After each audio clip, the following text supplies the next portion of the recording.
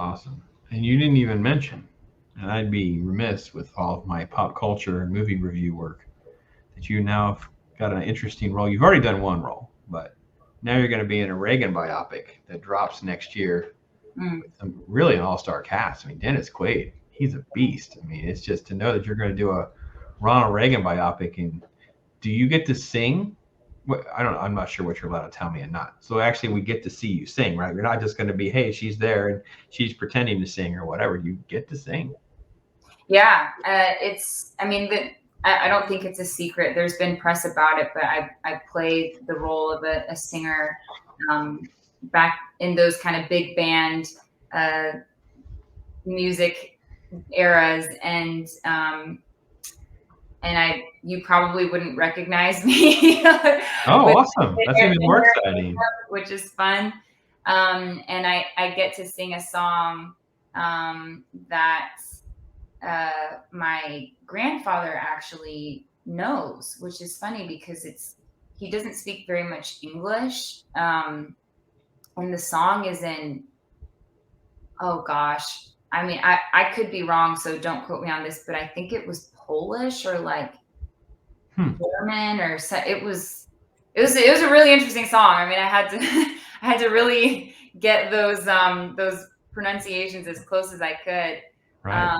But I just saw a rough cut of it. I went to the producer's theater in LA when I was last there with my husband. And we watched an early cut, and we both got emotional by the end. I mean, it was really, really a wonderful, not only a wonderful story, but a wonderfully told story. And there's so much about Reagan's life that I had no idea happened. So it was an inspiring story. Yeah, it's there's a lot of good stuff, and Sean McNamara has done great work. I mean, it's just a credit to him that he gets such a great opportunity and take on a challenge like this. I think it was about 2 years ago or three. I read like 3 biographies, and I was just blown away. I mean, just I knew nothing. I knew like this little piddly, the whole the backstory after being married to his first wife and this big gap in his life. I knew none of that really, and yeah, good stuff. Very exciting time, and exciting for you. That's really kind of a cool experience. I'm sure you'd have any fun stories. Anything happen on set that I can? Anything funny? any weird quirk or anything I can? I don't know if this is funny as much as it's just interesting, maybe. Yeah, surprising. I guess I'm first and foremost a musician, so the whole acting world, even though I've been in now a couple films, it's still everything's surprising to me. Like the things that are normal and kind of every day are still like, oh, that's interesting.